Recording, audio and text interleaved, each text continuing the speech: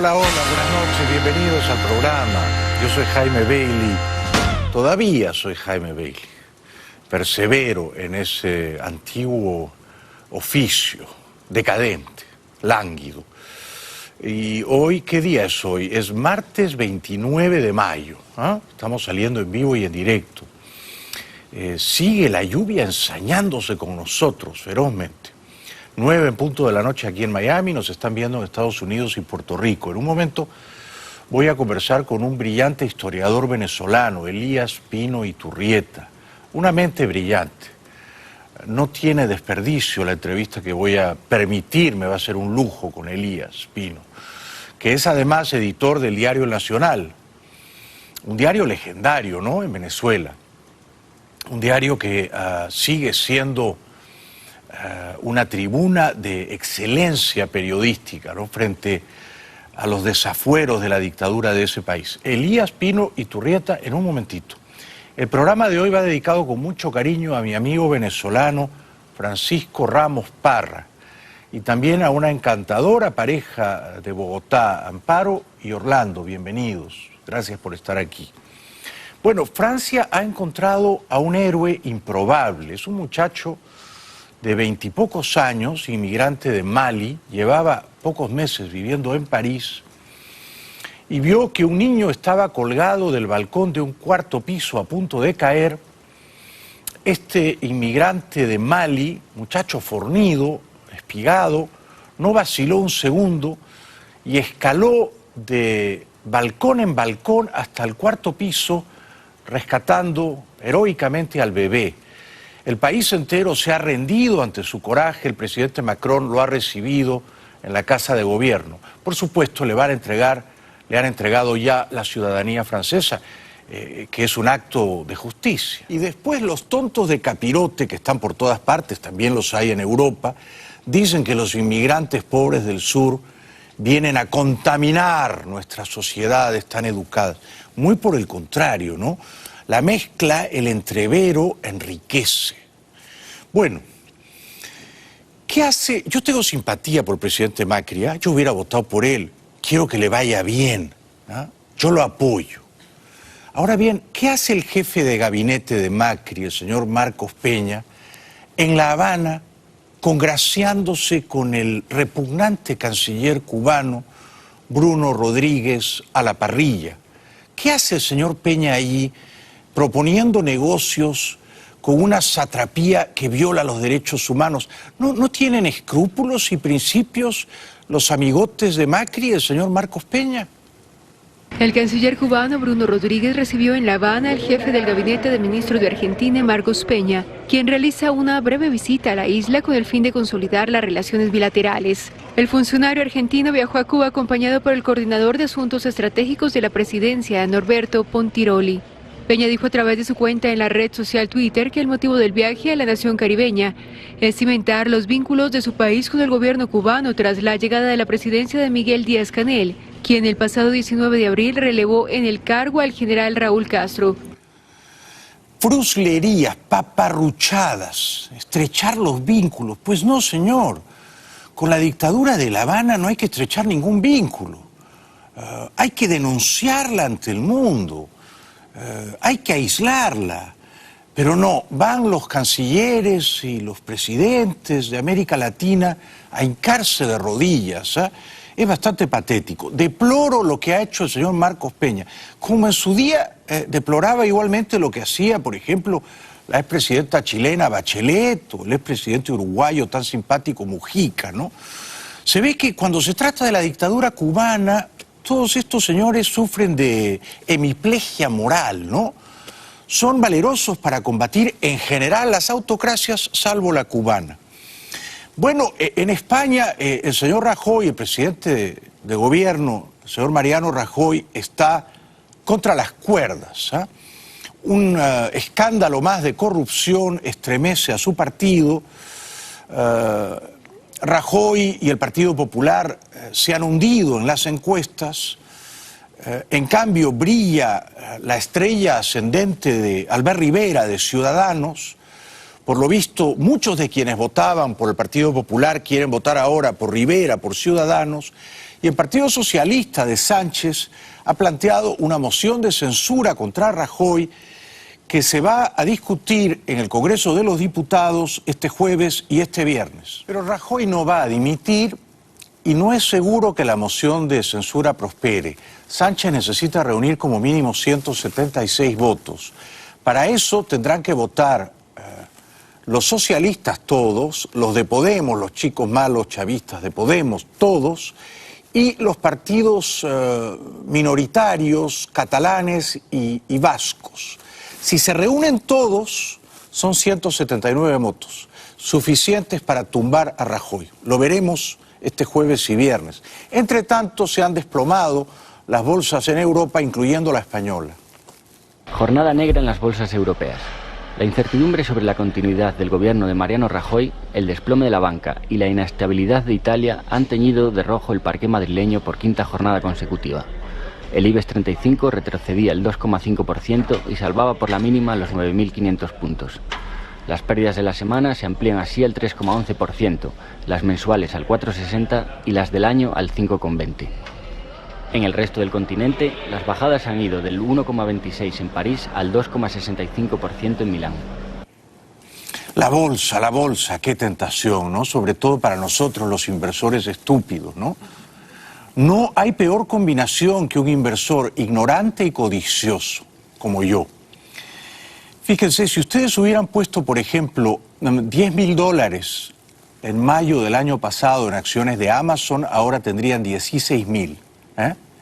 Si hubieran puesto en enero de este año los mismos $10.000 en acciones de Amazon, ahora tendrían 13.700. Pero, claro, los que saben dicen, la bolsa está inflada, en cualquier momento se va a derrumbar, y es Trump, con sus exabruptos, quien la va a desinflar. Bueno, el presidente colombiano Santos, a quien yo tengo como un felón, como un pérfido, le mintió al mundo porque dijo que Colombia está en paz y que las FARC se han rendido. ¿Era verdad? No, era un embuste. Si las FARC se hubieran rendido, no se explicaría cómo, en la madrugada de ayer, el ejército colombiano mató a 11 terroristas de las FARC al sur de ese país, en el Caquetá. 11 disidentes de la exguerrilla FARC murieron en combates con el ejército colombiano, informó el lunes el ministro de Defensa, Luis Carlos Villegas. Los enfrentamientos se produjeron el domingo por la noche en el municipio de Montañita, en el departamento de Caquetá, al sur del país, donde tropas militares llevaban a cabo un operativo antiextorsión. Los combatientes formaban parte del grupo dirigido por Rodrigo Cadete. 11 de esos miembros de esa organización ya no están con nosotros y 2 heridos, uno de ellos un menor, han sido puestos a disposición primero de las autoridades médicas y después de las autoridades judiciales. Bueno, es una manera meliflua, beatífica, la del ministro Villegas, de decirle al mundo que su ejército ha matado, y en lo que a mí respecta, muy bien hecho, a 11 terroristas de las FARC. Dice el ministro, ya no están con nosotros. Parece un cura. Ya no están con nosotros. No, los han matado, ¿no? En realidad nunca estuvieron con nosotros, ¿no? En todo caso estaban contra nosotros, ¿no? Pero que el ministro diga, hemos matado o eliminado o aniquilado o dado de baja. A Santos le gustaba decir dado de baja cuando era ministro de Uribe, ¿no? Antes de la traición. Pero decir ya no están con nosotros, la verdad tiene un punto de ironía negra, ¿no? Y nos podría explicar entonces el ministro Villegas, si están matando a terroristas de la FARC, es que las FARC están en pie, ¿no? Y tienen hombres armados, y combaten con las fuerzas militares de Colombia. Y entonces, ¿no era que las FARC habían entregado las armas y se habían rendido? Si Santos el año 2010, cuando tomó posesión, agosto 7 de 2010, se hubiera propuesto aniquilar militarmente a las FARC, lo hubiese podido hacer en 1 año, 2 años. Las FARC estaban muy diezmadas entonces, y con la nueva tecnología y los drones era bastante fácil hacer con Timochenko, con Iván Márquez, con Santrich, lo que han hecho con estos 11 en la madrugada de ayer. Pero Santos estaba, por supuesto, hipnotizado, mentalmente colonizado por Gabo y por Fidel Castro.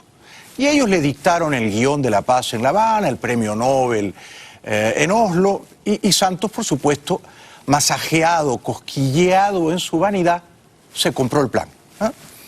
Bueno, pero decir que a las FARC no se las podía derrotar militarmente es una falacia. Sí se podía. Otra cosa es que no se quiso. Y Santos les dijo, vayan muchachones a La Habana, negociamos la paz, me dan el Nobel y yo, en lugar de meterlos en la cárcel, los mando al Congreso. Este fue el acuerdo diseñado por Gabo y por Fidel, que Santos, mansito, dócilmente, se compró a cambio de un Nobel de la Paz. No era poco premio.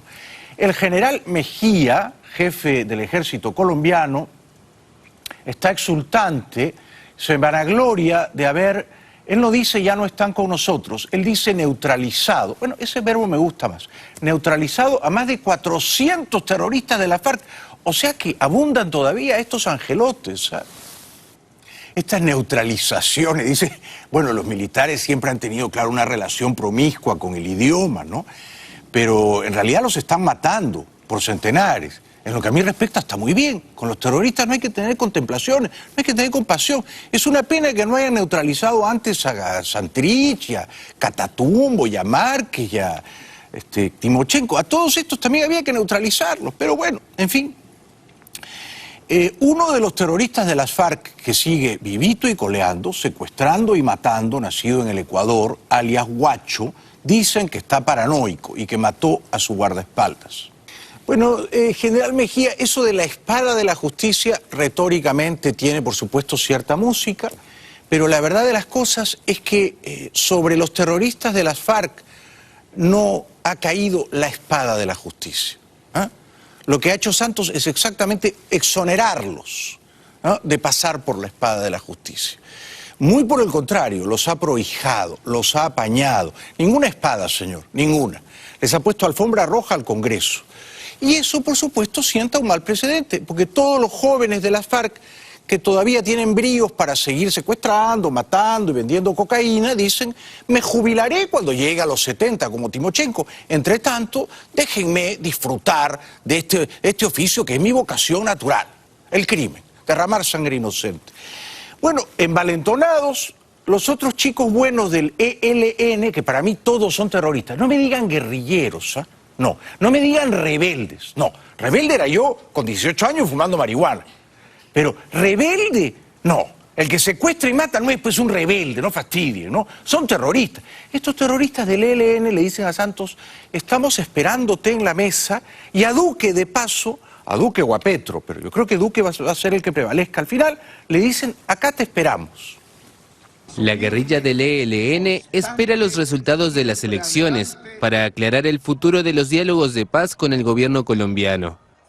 El derechista Iván Duque, favorito para ganar la presidencia en el balotaje del 17 de junio, tiene reparos sobre las conversaciones. Pero los guerrilleros no planean dejar el proceso. A nosotros nos dieron una instrucción: prohibido levantarse de la mesa. Entonces, si gana el señor Duque, pues ahí nos va a encontrar en la mesa.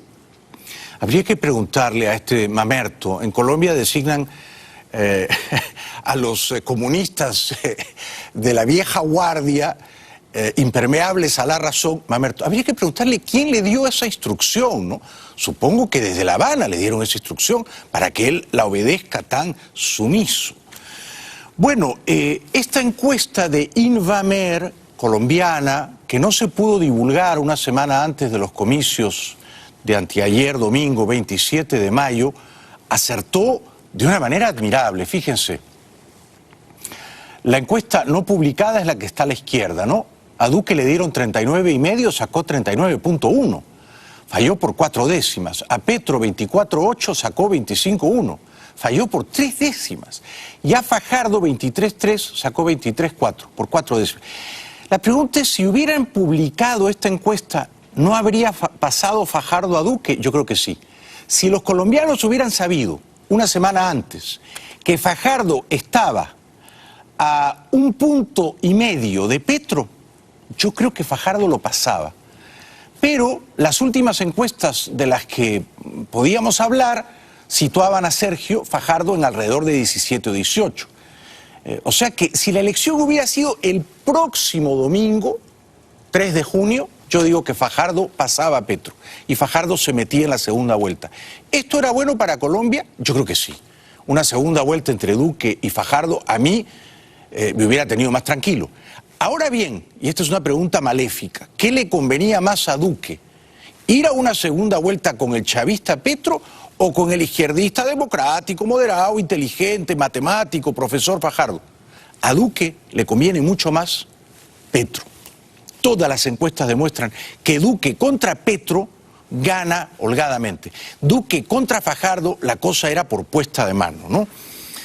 La prensa internacional certifica que la segunda vuelta, junio 17, 2 días antes de que Colombia debute en el Mundial, contra Japón me parece, el martes 19 de junio, bueno, la segunda vuelta será entre Duque y Petro. Pequeño detalle, ¿eh? Duque le ha sacado 2.700.000 votos a Petro. No será fácil para Petro remontar esa diferencia. Los colombianos despertaron el lunes en una situación electoral inédita para el país. Tras la votación del domingo, deberán definir a su próximo presidente en un balotaje que por primera vez enfrentará a la derecha contra la izquierda. El conservador Iván Duque triunfó en la primera vuelta con el 39,1% de los votos, aunque fueron insuficientes para evitar ir de nuevo a las urnas contra el exguerrillero Gustavo Petro, que sumó un 25%. Pues pienso que vamos a seguir con la derecha, no va a pasar nada, vamos a continuar igual. Duque, un ex senador de 41 años sin mayor recorrido público, ha competido con el respaldo del popular expresidente Álvaro Uribe. Algunos analistas interpretan su victoria como una muestra de la vigencia que aún tiene el uribismo.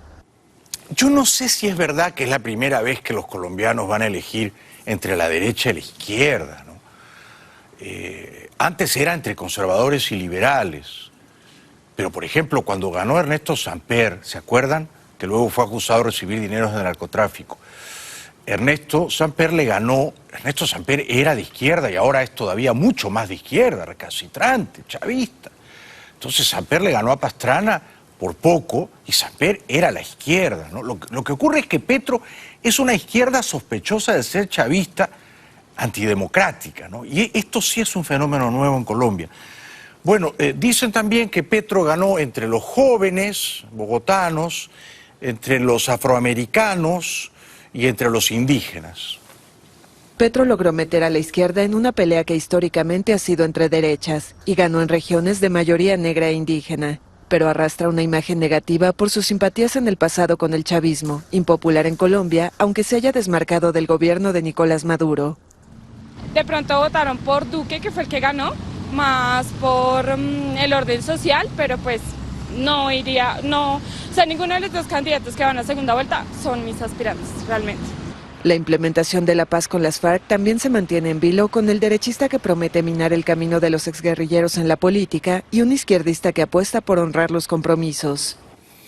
Tengo que correr brevemente a la publicidad. Más adelante voy a seguir repasando con ustedes, si me acompañan, la fascinante campaña presidencial colombiana. He hecho toda clase de números hoy y creo que Duque va a ganar en segunda vuelta. Creo que Duque va a sacar entre 9 y 10 millones de votos y creo que Petro va a sacar entre 8 y 9 millones de votos. Me parece que si no ocurre un cataclismo, Duque le debería ganar más o menos por 1 millón, 1,5 millones de votos a Petro en segunda vuelta. Más adelante viene un brillantísimo historiador venezolano, Elías Pino Iturrieta. No se lo pueden perder. Bienvenidos de vuelta. En un momentito voy a conversar con un brillantísimo historiador venezolano, Elías Pino Iturrieta, que es también editor del diario El Nacional. No se lo pierdan, por favor, está de visita en nuestra ciudad, va a dar mañana una conferencia en la librería Altamira. Es un hombre inteligentísimo que nos honra con su visita aquí esta noche. Bueno, en Colombia hay elecciones ya prontito, ¿no? La segunda vuelta es el 17 de junio y ya este viernes es 1 de junio, o sea que estamos a 2 semanas y media, más o menos, ¿no? Más o menos. La cosa es entre Duque y Petro, Petro y Duque, ¿no? Petro no es para desdeñar tampoco, no hay que subestimarlo, ¿eh? Es un adversario de cuidado. Su hija Antonella, de 9 años, el domingo a la noche, en el discurso eufórico, porque logró pasar a la segunda vuelta y a punto estuvo de perderlo a manos de Sergio Fajardo, Antonella demostró que no se deja arredrar cuando se trata de hablar en público.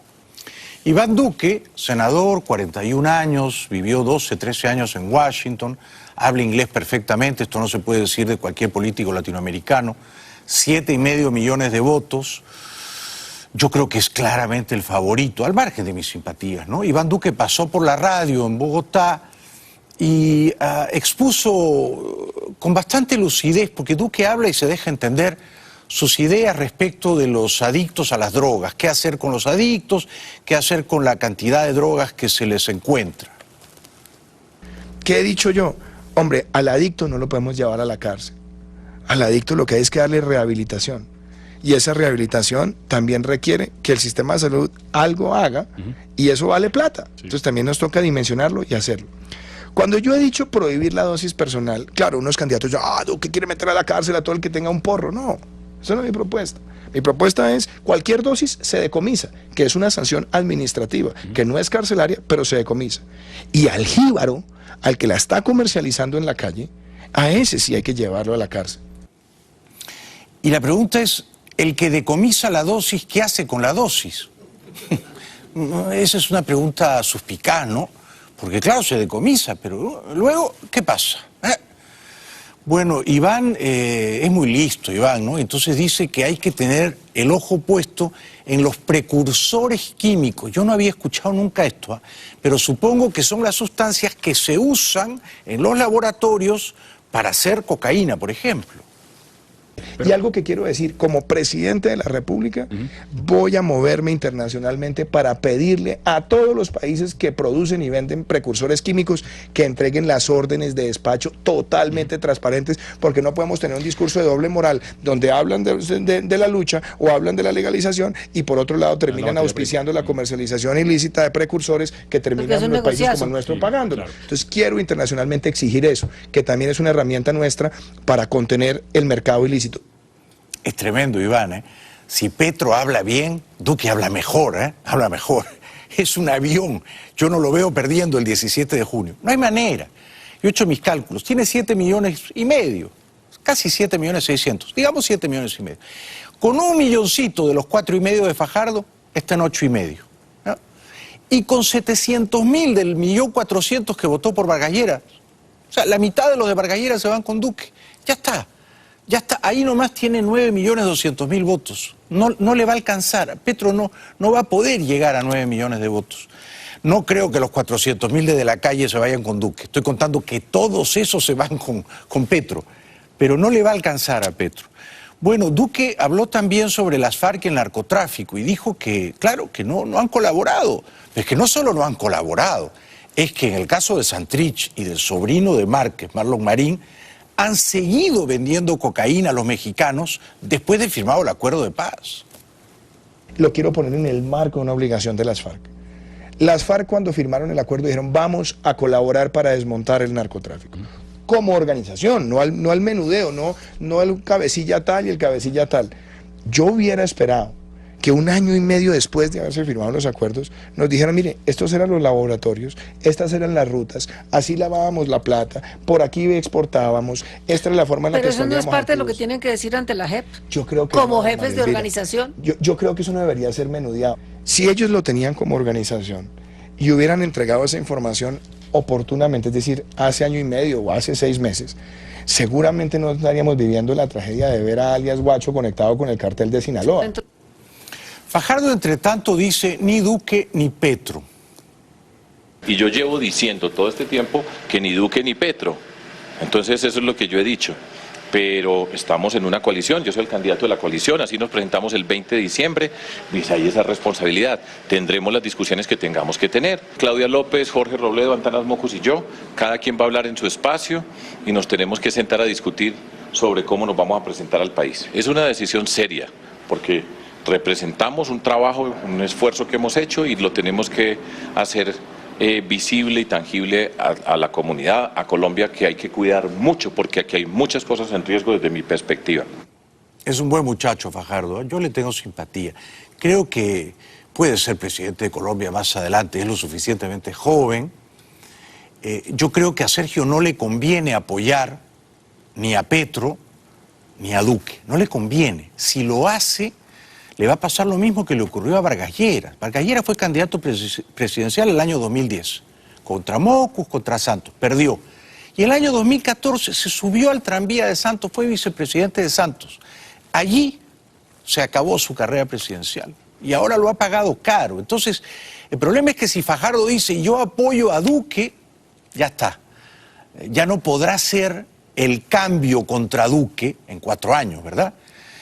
Y que no se le ocurra decir yo apoyo a Petro. Esto es lo que le está susurrando Claudia López y otra gente. Si Fajardo apoya a Petro, yo creo que va a decepcionar a muchos de sus electores no chavistas. O sea, lo astuto para Sergio es decir, dejo a mis votantes en libertad, que por otra parte, aun si no los deja, también están en libertad, ¿no es cierto? O sea, lo más astuto es no apoyar a ninguno de los dos, quedarse al medio y ser leal oposición, pero oposición. Si te subes al carro del gobierno, después no puedes decir yo soy el cambio. Por eso Vargas Lleras estaba lastrado, no digamos ya de la calle, ¿no? Duque dice que está cansado y triste, pero también contento. Le creo lo de cansado y triste, lo de contento no se lo creo. Bueno, en un momentito voy a conversar con una mente brillante, un prestigiosísimo historiador, Elías Pino Iturrieta, venezolano, de paso aquí en Miami. Para mí es un verdadero honor, y no lo digo de una manera retórica, recibir esta noche a don Elías Pino Iturrieta. Él es historiador, es profesor universitario, es escritor, es periodista venezolano, editor del Diario Nacional. Por favor, un aplauso para don Elías. Gracias por estar aquí, Elías. Muchas gracias. Bienvenido, bienvenido. Muchas gracias. ¿Qué te trae a Miami? Me trae a Miami la posibilidad de hablar de nosotros los venezolanos, Jaime.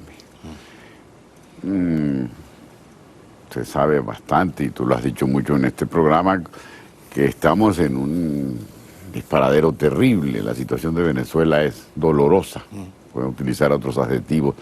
Y tiene que haber una explicación que no se limite al presente, porque las cosas no comienzan con nuestra partida de nacimiento, vienen de mucho, muy atrás.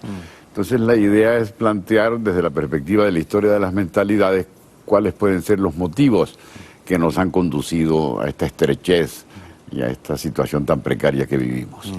Se dicen muchas cosas, claro, como tú eres descendiente de la cultura española, no sirve para nada, eso no es cierto. España nos está dando lecciones que indican lo contrario. Una sociedad democrática e industrializada no puede ser la responsable de nuestras falencias y de nuestras limitaciones. Entonces ver cómo nosotros fuimos formando una sociedad muy específica que no cumplió la meta que se habían propuesto los que llamamos padres fundadores. Venezuela ha tratado de ser como todas las que fueron colonias de España, en Hispanoamérica, república, y no lo ha logrado, sino en unos tramos muy cortos, sí, en plazos muy breves. Si no es una república, ¿qué es ahora? No, ahora es una dictadura indiscutible, una dictadura lamentable, dolorosa y patética, que nos tiene atrapados todavía como sociedad. ¿Y es también en parte una colonia cubana o esto sería mucho decir? No creo que sería mucho decir. Si las decisiones se toman en La Habana y si en los cuarteles de Venezuela está la bandera de Venezuela, pero hay un mástil al lado con la bandera de Cuba, evidentemente... Es así. Es así, sin esto duda. Es increíble. Eso es así. Entonces, evidentemente que estamos colonizados por un poder extranjero.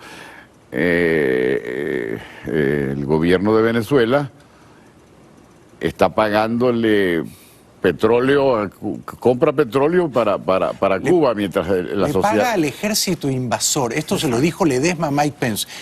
Bueno, ahí está. El único país del mundo que le paga al ejército invasor. Así es, una maravilla. Una maravilla, Entonces, ¿no? evidentemente, es una colonia en ese sentido.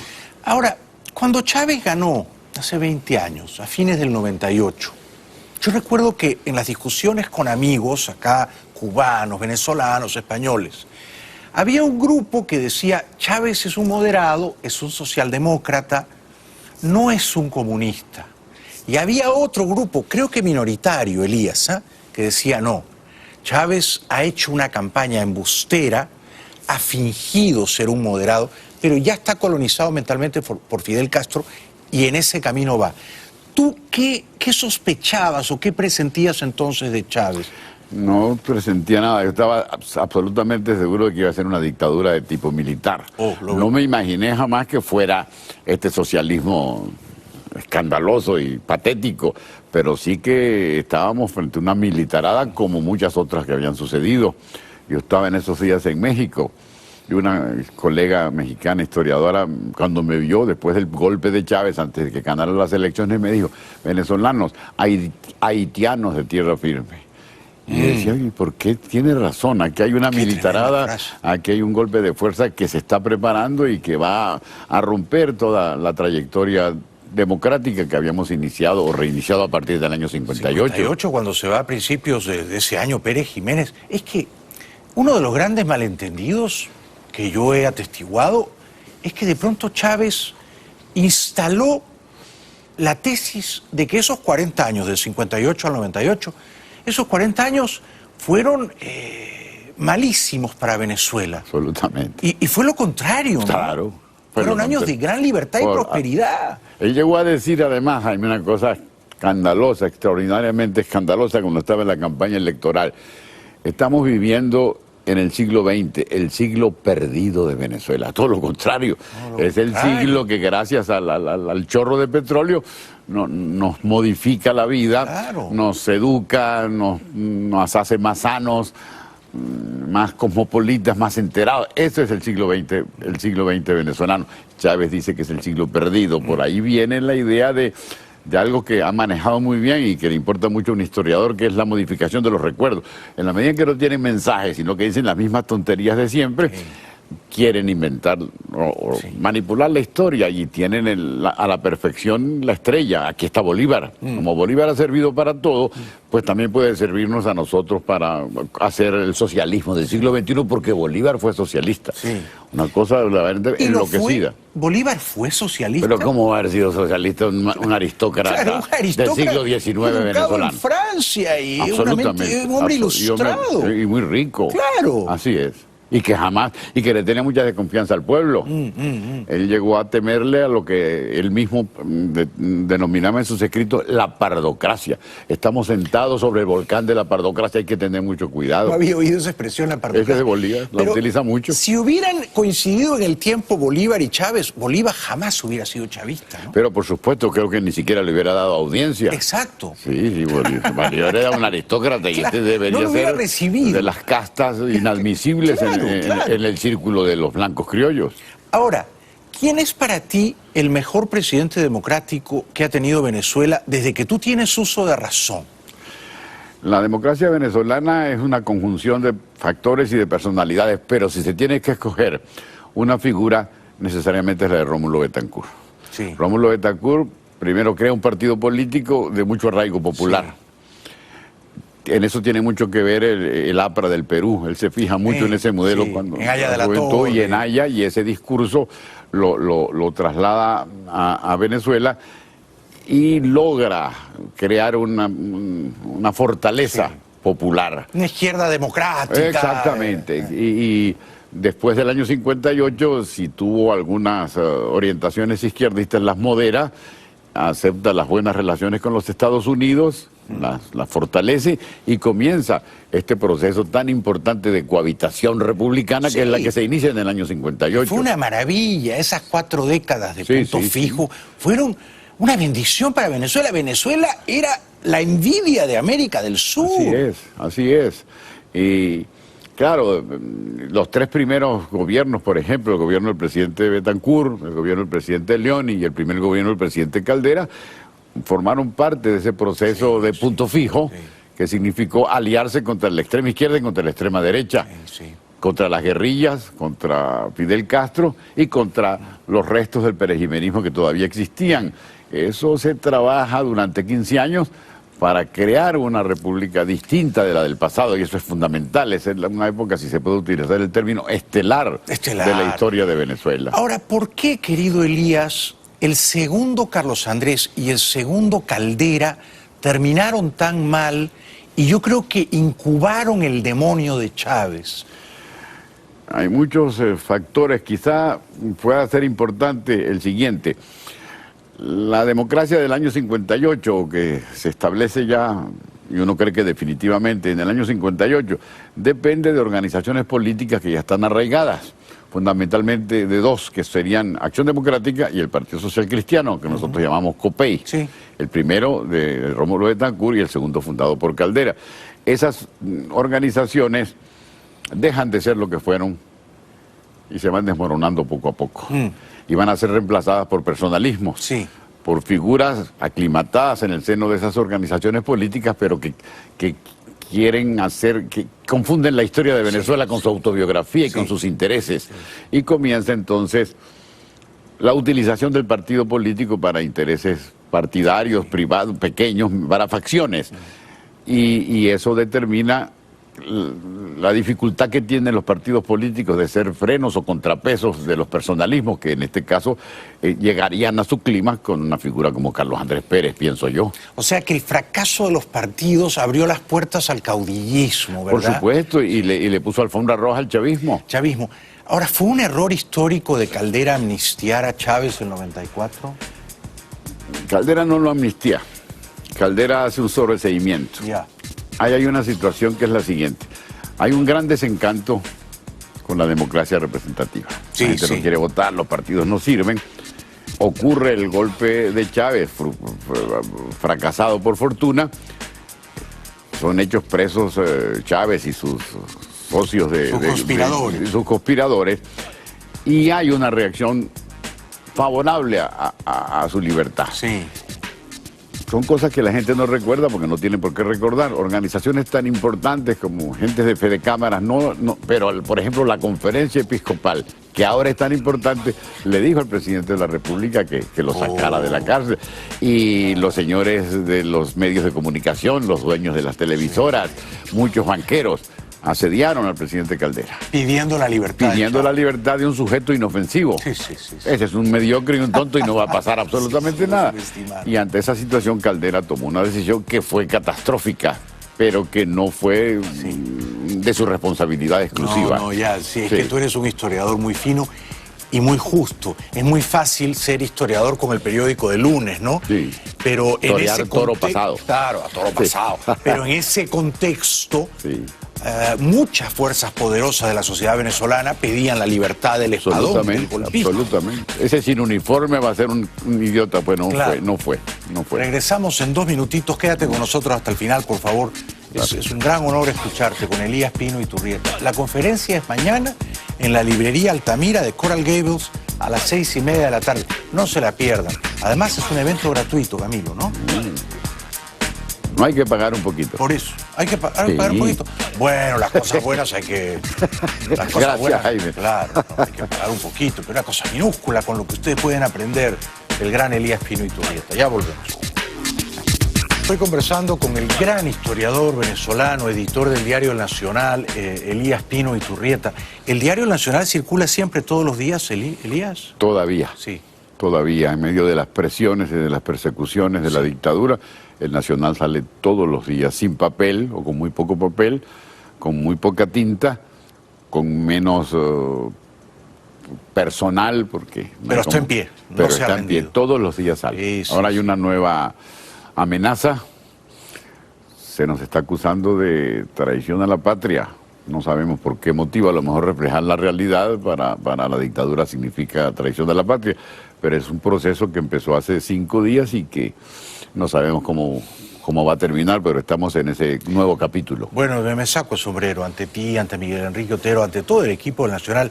¿Tú podrías saber? Miguel Enrique con mucho tiempo fuera del país porque no puede estar allí, Miguel Enrique Otero. Sí. Tú podrías haberte ido también y no te has ido. ¿Por qué has elegido quedarte, Elías? Bueno, yo he elegido quedarme porque, no sé, será que creo que no debo estar en otro lugar.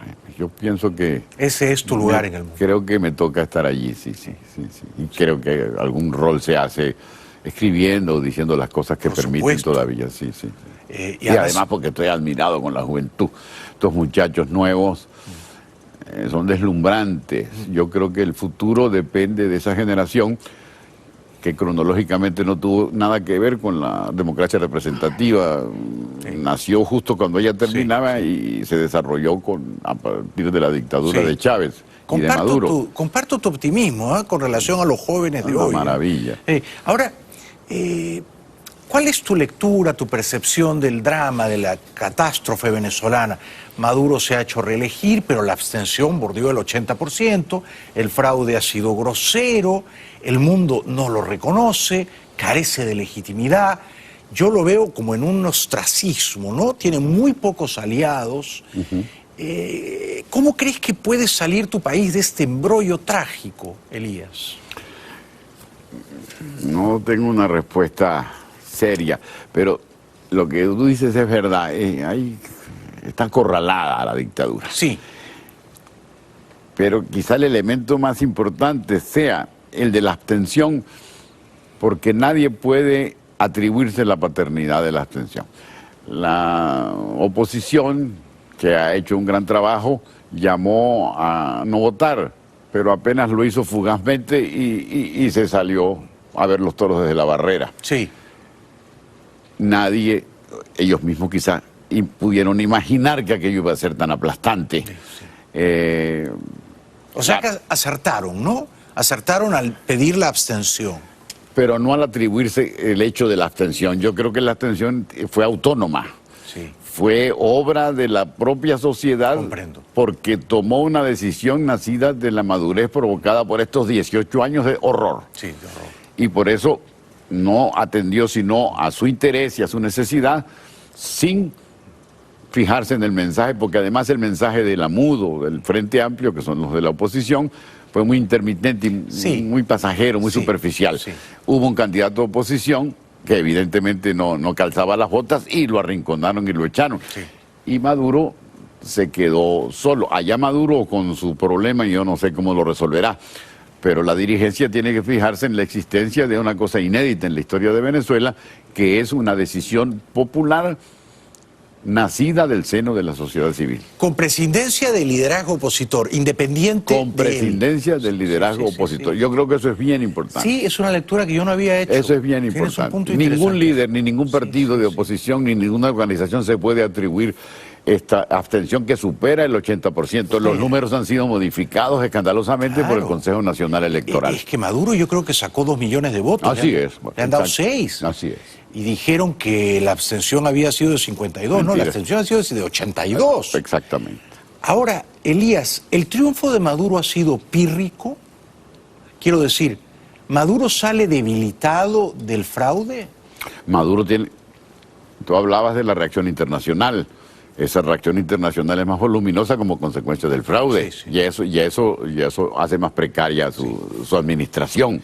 ¿Y crees que los militares de tu país, en un futuro más o menos cercano, van a levantarse en armas contra Maduro y Cabello? Los militares fueron los testigos más cercanos del fraude y fueron los testigos más cercanos de la abstención. Exacto. Porque hay una organización cuidadora del sistema electoral que se llama el Plan República. El Plan República es una operación militar. De manera que ellos son testigos de primera fila de cómo hubo fraude y de cómo hubo abstención. Sin embargo, 15 minutos antes de que el Consejo Nacional Electoral diera estos números tan escandalosamente inflados y tan tergiversados, el alto mando militar, con el ministro de la Defensa a la cabeza, dijo que todo había sido una maravilla y que por supuesto la democracia salía fortalecida. O sea que los militares aprobaron el fraude. Aprobaron el fraude y fueron el prólogo del fraude porque hablaron de eso, hablaron de los maravillosos resultados 15 minutos antes. Sí. Era para responder tu pregunta, yo no miraría al cuartel con buenos ojos para pensar en que por ahí puede estar la llave que abrirá el candado. ¿Y entonces dónde estaría la llave, querido Elías? En esta multitud. En la sociedad democrática. Sí, porque jóvenes. Yo pienso que la abstención no fue pasividad, sino todo lo contrario, fue beligerancia. De acuerdo, fue un acto de rebeldía. Exactamente. De beligerancia. Eso es muy importante. Con lo cual tú, digamos, cifras cierta esperanza en que los jóvenes libertarios de tu país se vuelquen a las calles como el año pasado. ¿Puede ocurrir? Puede ocurrir. Yo pienso que ahora hay elecciones estudiantiles, Esta semana son las de la Universidad Católica, después vienen las de las otras universidades públicas. Sí. Yo creo que eso va a ser un elemento muy importante para que ellos se reorganicen y piensen en el futuro inmediato. ¿Sería deseable o conveniente una intervención de los Estados Unidos como intervino Bush papá en Panamá el año 89 contra una narcodictadura, la de Noriega, o tú no la verías con simpatía? Yo creo que sería una equivocación en este momento. ¿Por qué? Porque una invasión significa muerte y sangre. Y ya tenemos suficiente muerte y suficiente sangre. Yo creo que ese es un elemento, un argumento que pudiera funcionar. Pero también porque, caramba, denos la oportunidad de arreglarnos solos. Si lo hemos hecho en el pasado, ¿por qué no lo hacemos ahora? Yo escribí un texto que se llama "De peores hemos salido".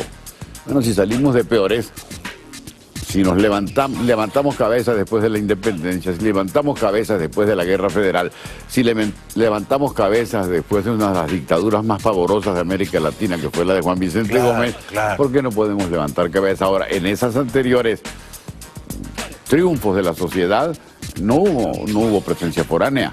Con lo cual ha habido, aunque no lo crean, ha habido peores que Maduro. Ha habido peores que Maduro, así, aunque no lo crean. Ese es un mensaje optimista. Ese es un mensaje optimista, Juan Vicente Gómez duró 27 años. 27, justo. 27 años. Se murió de viejo. Exacto, murió en el poder, murió en su casa. O sea que no pierdan el optimismo, no pierdan el optimismo. Es verdad que la llave está en el corazón de cada venezolano. Absolutamente. No está en la Casa Blanca ni está en los cuarteles. Así es. Qué bueno esto que has dicho. Quédate con nosotros, por favor. Regresamos con Elías Pino Iturrieta. La cita es mañana en Altamira, la librería Altamira, Coral Gables, a las 6:30 de la tarde. Por supuesto que mucha gente te va a acompañar ahí, Elías. Ya volvemos. Ha venido esta noche el gran historiador venezolano Elías Pino Iturrieta. Elías, tú decías que la llave para el conflicto, para salir, desatar el nudo en tu país, no es una invasión de Estados Unidos ni que los militares venezolanos se levanten en armas contra el dictador, sino que la propia sociedad democrática encuentre la manera, ¿no?, de emanciparse de esa tiranía. Hay aquí en el estudio un señor que plantea una, digamos, duda al respecto y dice, pero es que la sociedad ya salió a las calles el año pasado, ¿no?, y esa salida no funcionó porque la dictadura asesinó cruelmente a decenas más de un centenar de jóvenes. Entonces, ¿cómo pedirles que se vuelquen nuevamente a las calles sabiendo que los van a matar a sangre fría? ¿Qué responderías tú? Nadie está pidiendo que salgan a la calle a que los maten. Hay que ver lo que está pasando en el sentido de la madurez de la sociedad. Yo creo que la elección fallida de Maduro, o este horror que sucedió, es una demostración de cómo el pueblo se la está jugando. Tumbar a un régimen, tú lo sabes, lo que lo dijiste hace poco, aunque no estábamos en el aire, Perú arregló sus problemas sin invasión extranjera. Chile arregló sus problemas sin invasión extranjera. Y así sucesivamente. Y eran dos dictaduras que habían traído bonanza económica. Ahí está, ahí está. ¿Quién liquida a Fujimori? ¿Los marines? Pues no. El pueblo peruano, la sociedad peruana. Cada sociedad tiene sus caminos. ¿De qué maneras, qué desobediencias civiles, qué rebeldías individuales podrían ser útiles en Venezuela, por ejemplo? El problema de las desobediencias civiles es el siguiente: nunca han existido. Y eso es lo interesante de este suceso. La sociedad venezolana está haciendo cosas que no había hecho jamás. O sea que esto de la abstención, en tu mirada de historiador, es un parteaguas. Absolutamente. Sí. Y es lo que deberían entender los militares y deberían entender los políticos que han tratado de manejar la oposición. Sí. Tú me habías preguntado hace poco, pero creo que no estábamos al aire, por Leopoldo López. Bueno, Leopoldo López fue un promotor de esas manifestaciones callejeras que desembocaron en estas muertes. Sí, hace 4 años exactamente. Exacto. Ahora bien, ¿eso funcionó o no funcionó? Es evidente que viendo las cosas desde ahora, fue una cosa muy importante desde el punto de vista de la alternativa de salir del gobierno. Ahora, quizá, y vista la experiencia terrible del año pasado, como dices tú, no conviene ya salir a las calles, porque va a haber muchos muertos inocentes, pero sí paralizar el país desde tu casa. Digamos, si la sociedad entera se propone paralizar el país, lo puede hacer, ¿no? Claro, desde luego, pero hay una realidad que va a determinar eso o cosas mucho más enfáticas. El hambre, la miseria, la desatención de los hospitales, la ausencia de la mínima posibilidad de vida digna. La gente en un país que tiene tantas riquezas minerales saca la comida de la basura. La clase media no puede pagar su vida. Tú eres historiador. El hambre es un mariscal de campo. El hambre es un mariscal de campo. Que lo diga Luis XIV. Exacto. Que lo diga Luis XVI, mejor dicho. Ya está. ¿Cuántas dictaduras han caído? Así es. Porque el pueblo estaba hambriado. Exactamente. ¿No? Entonces son situaciones que no dependen de lo que pasó. Y si no le das ni de lo pan que uno tiene en la cabeza, tortas, sino que eso tiene que venir porque no hay otra manera. Tiene que suceder. Sí. Porque ¿de dónde van a sacar recursos? Además no les interesa. Les interesa controlar a la sociedad y estarían dispuestos a matar a medio pueblo. Es bien probable. Pero el pueblo tiene la necesidad de responder por su gente, por mis hijos. Otro asunto importantísimo que nunca se había visto en Venezuela y que demuestra cuál es el escándalo de la crisis. Venezuela era uno de los pueblos más sedentarios de América Latina y ahora es uno de los pueblos nómades que está por ahí pidiendo como miserable. 4 millones de venezolanos como mismo. Por el amor de Dios. Bueno, esto es solo el preludio, la abreboca. Esto continúa mañana en la librería Altamira a las 6:30 de la tarde. No se pueden perder a este maestro que es Elías Pino Iturrieta. Acompáñenlo, por favor. Él les va a iluminar un poco, no solo la historia de Venezuela, sino cómo salir de este terrible embrollo. Gracias por haber venido. Te agradezco mucho, Jaime. Fue una gran oportunidad. Gracias. Muy gentil, muy generoso. Te queremos y te admiramos. Un aplauso para Elías. Muchas gracias. Muchas gracias. Regresamos después de la pausa. Les quiero recomendar un lugar genial para ir con los chicos, para divertirse en familia. Mi mujer fue con nuestra hija Zoe y el perrito y la nana Tamara. Se llama Planet Air Sports. Es fantástico, es enorme, tiene juegos, diversiones, entretenimientos, comida deliciosa. Mi mujer me decía, unos tequeños de plátano, unos tequeños de maíz. Está en la 25 calle del Northwest y la 92 avenida. Vayan, Planet Air Sports. Se los recomiendo con entusiasmo. Ya volvemos. Qué susto nos dimos ayer lunes feriado, porque casi se nos muere nuestro perrito Leo, que es como mi hijo, no reconocido. Salió al jardín, creo que se comió un sapito y de pronto se puso a vomitar y botaba espuma blanca. Silvia lo llevó a emergencia. Yo le decía, llévalo al Mercy. Me decía, pero es un perrito. Bueno, lo salvaron. Mañana viene Humberto Rodríguez el Gato, gran personaje colombiano, no se lo pierdan.